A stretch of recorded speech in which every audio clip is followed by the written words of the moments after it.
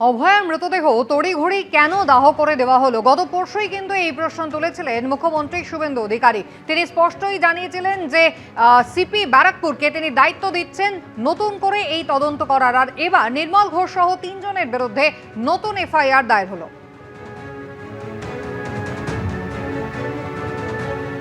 রবিবারই শুভেন্দু অধিকারী জানিয়ে দিয়েছিলেন যে অভয়ার মৃত্যুর তদন্ত এখন কোর্টের নির্দেশে সিবিআই করছে। একটাই মাত্র জায়গা রয়েছে যেখানে পুলিশ তদন্ত করতে পারে এবং তা হলো ক্রিমেশন ঘাট। তাই কেন তড়িঘড়ি অভয়ার মৃতদেহ সেদিনকে দাহ করা হলো? পরিবারের কাউকে দিয়ে সই কেন করানো হলো না? পরিবারের কাছ থেকে টাকা পর্যন্ত সেদিন নেওয়া হয়নি।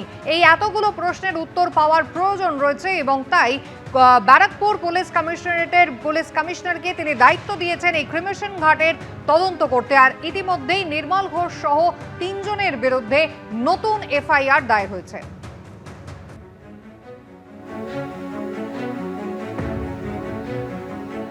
আবির দত্ত আমাদের প্রতিনিধি রয়েছেন টেলিফোন লাইনে। আবির, নতুন করে এবার নির্মল ঘোষ সহ 3 জনের বিরুদ্ধে এফআইআর দায়ের হলো।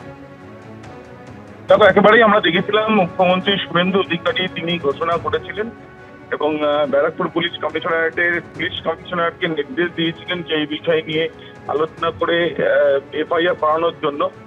ইতিমধ্যে যেটা জানা যাচ্ছে যে খড়দা থানাতে একটি লিখিত অভিযোগ জমা দিয়েছেন অভয়ার বাবা।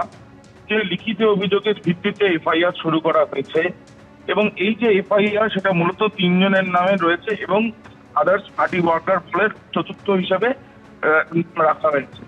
যেটা জানা যাচ্ছে যে প্রাক্তন তৃণমূল কংগ্রেসের বিধায়ক নির্মল ঘোষ তার নাম যেমন রয়েছে, তার সাথে সাথে এই এফআইআর এর নাম রয়েছে সোমনাথ দে, সঞ্জীব মুখোপাধ্যায়, তাদের নাম রয়েছে এবং আদার্স পার্টি ওয়ার্কার্স বলে কিন্তু এই অভিযোগের নাম রয়েছে।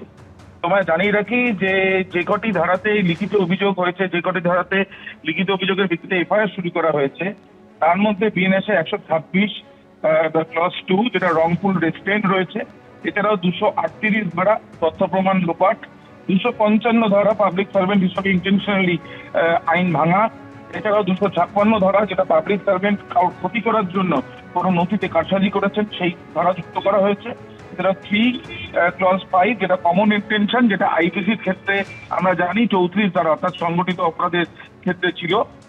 এছাড়াও যেটা জানা যাচ্ছে যে বিএনএসএ 301 ধারা যেটা নদীঘাট প্রবেশ এবং 329 ক্লজ 2 যেটা জোর করে প্রবেশ করা, যেটা অপরাধ হিসাবে গণ্য করা হয়, সেই ধারা যুক্ত করা হয়েছে। এছাড়াও 61 ক্লজ 2 যেটা অপরাধমূলক ষড়যন্ত্র, যেটা আগে আইপিসিতে 120B হিসাবে চিহ্নিত ছিল।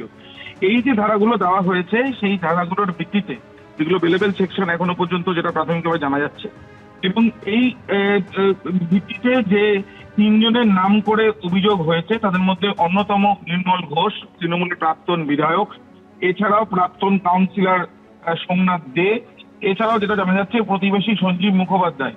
এই 3 জনের নাম যেমন রয়েছে তার সাথে সাথে চতুর্থ হিসাবে রয়েছে আদার্স পার্টি ওয়ার্কার্স, অর্থাৎ যারা যারা সেখানে উপস্থিত ছিল এবং এই শ্মশানে শেষকৃত্যের ক্ষেত্রে যারা তাড়াহুড়ো করেছে, দ্বিতীয়বার ময়নাতদন্ত করার সুযোগ রাখেনি বা যাতে ময়নাতদন্ত না করতে পারে সেই একটা বিষয়েও প্রশ্ন উঠেছিল। এবং পরিবারের তরফ থেকে লিখিত অভিযোগের ভিত্তিতে এই যে এফআইআর রয়েছে খড়দা থানা, যা তদন্ত ইতিমধ্যে শুরু করেছে ব্যারাকপুর কমিশনারেট, যাদের নামে অভিযোগ হয়েছে তাদেরকে ডেকে জিজ্ঞাসাবাদের একটা প্রক্রিয়া চালাতে পারেন সেই সম্ভাবনার কথাই জানা যাচ্ছে। ধন্যবাদ।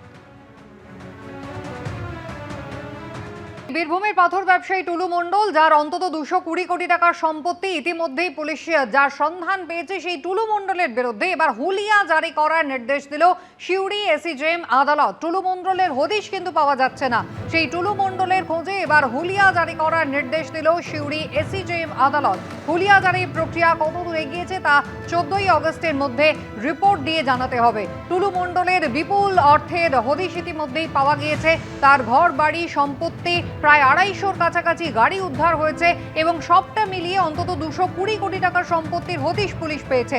যেখানে একেবারে পাথর ব্যবসায়ী হিসেবে শুধুমাত্র পাথরই নয়, বেআইনি খাদান থেকে বালি তোলা, বালি পাচার করা, বেআইনি বালি পাচার একাধিক অভিযোগ এই টুলু মণ্ডলের বিরুদ্ধে ছিল। এবার সেই টুলু মণ্ডলের হদিশ পেতে হুলিয়া জারি করার নির্দেশ দিল সিউড়ি এসিজেএম আদালত।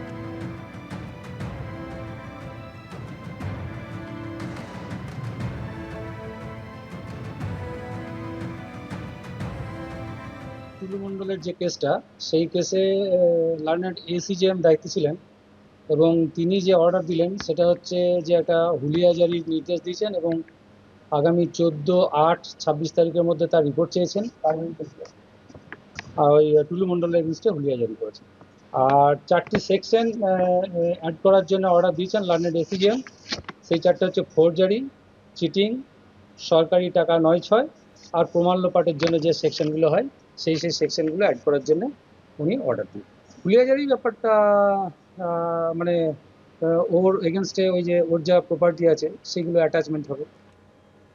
কথা বলবো ভাস্কর মুখোপাধ্যায়, আমাদের প্রতিনিধি রয়েছেন টেলিফোন লাইনে। ভাস্কর, হুলিয়া জারি করার নির্দেশ এবার সিউড়ি এসিজেএম আদালতের। একদমই দেখো, গতকাল সরকারি আইনজীবী টুলু মণ্ডলজি পালিয়ে গেছে এবং তার কোনো হদিশ পাওয়া যাচ্ছে না, সেই বিষয়টি বিচারপতিকে জানান। তারপরেই বিচারপতি হুলিয়া জারির নির্দেশ দেন। এই হুলিয়া জারির ফলে একটা জিনিস হবে যে এতদিন তার বাড়ি এবং যেসব সম্পত্তি ছিল টুলু মণ্ডলের সেসব সিজ করা হয়েছিল, কিন্তু এইবার সেই সম্পত্তিগুলো অ্যাটাচমেন্টের কাজ শুরু হবে। এবং যেটা আমরা জানতে পেরেছি, সরকারি আইনজীবী যেটা জানিয়েছেন যে দ্রুত এই কাজ শুরু হবে এবং আগামী 14 তারিখের মধ্যে, অর্থাৎ 14 আগস্টের মধ্যে কি করলো, মানে প্রশাসন এখন পর্যন্ত কি করলো, পুলিশ কি করলো, সেই সমস্ত রিপোর্ট আদালত চেয়েছে, অর্থাৎ অ্যাটাচমেন্টের। কারণ আমরা দেখেছি যে টুলু মণ্ডলের একাধিক সম্পত্তি, তার বাড়ি রয়েছে, তার অফিস রয়েছে এবং তার যেসব জায়গাগুলি জমি জায়গা রয়েছে এবং পার্কিং জোন রয়েছে, বিভিন্ন জায়গা যেগুলো রয়েছে, এবং শুধু টুলু মণ্ডল নয়, তার পরিবারেরও যারা রয়েছে সেই সমস্ত সম্পত্তি যেগুলো সিজ করা হয়েছে সেগুলো অ্যাটাচের প্রক্রিয়া শুরু হবে। একইভাবে টুলু মণ্ডলের বিরুদ্ধে 4টি ধারা নিয়ে আসা হয়েছে, নতুন করে যুক্ত করা হয়েছে। তার মধ্যে যেমন সরকারি রাজস্ব সে দুর্নীতি, ব্যাপক দুর্নীতি করেছেন তিনি, এবং এছাড়াও একাধিক ধারা তার বিরুদ্ধে দেওয়া হয়েছে। এবং যেটা মূলত যে টাকাটা উদ্ধার হয়েছিল, অর্থাৎ 50 কোটি টাকার মতো সোনা এবং ক্যাশ উদ্ধার হয়েছিল, সেই টাকার সোর্সটা কিন্তু এখনো পর্যন্ত পুলিশ খুঁজে বেড়াচ্ছে এবং তার জন্য তল্লাশি, গতকাল আমরা দেখেছি শান্তিনিকেতনে তল্লাশি, যে তার পরবর্তী ক্ষেত্রে পূর্ব বর্ধমানে 2টি জায়গাতে তল্লাশি করেছে, প্রত্যেকেই টুলু মণ্ডলের হয় ম্যানেজার বা তার আত্মীয়। অর্থাৎ পুলিশ এখনো পর্যন্ত খোঁজ চালাচ্ছে যে এই ঘটনার সঙ্গে কারা কারা যুক্ত রয়েছে এবং যে মিসিং লিঙ্ক, অর্থাৎ যে কোথাও একটা জায়গায় পুলিশও বুঝতে পারছে যে তারা কাছে পৌঁছেও ধরতে পারছে না, এই যে লিঙ্কটা, সেইটা এখনো পুলিশ এস্টাবলিশ করার চেষ্টা করছে। এবং যেহেতু আজকে আগামীকাল টুলু মণ্ডল যেটা অগ্রিম জামিনে আবেদন করেছে কলকাতা হাইকোর্টে, তার আজকে শুনানি আছে, সেই জন্যই পুলিশ আজকে যে গতকাল 3 জনকে ধরা হয়েছিল তাদেরকে গ্রেপ্তার দেখিয়েছে এবং এই 3 জনকে আজকে কোর্টে তোলা হবে। কারণ পুলিশ মনে করছে যে 3 জনকে ধরা হয়েছে গতকাল শান্তিনিকেতন থেকে, তারা গুরুত্বপূর্ণ কিছু তথ্য দিতে পারে, সেই জন্য পুলিশ তাদেরকে গতকাল থেকে লাগাতার জেরা করছে এবং তার জেরার ভিত্তিতে বেশ কয়েকটি তল্লাশিও হয়েছে এবং তাদের কাছে কিছু কাগজপত্র পাওয়া গেছে। সেই পুরো বিষয়টি আজকে সিউড়ি আদালতে তোলা হবে। ধন্যবাদ। এবিপি আনন্দ, এগিয়ে থাকে, এগিয়ে রাখে।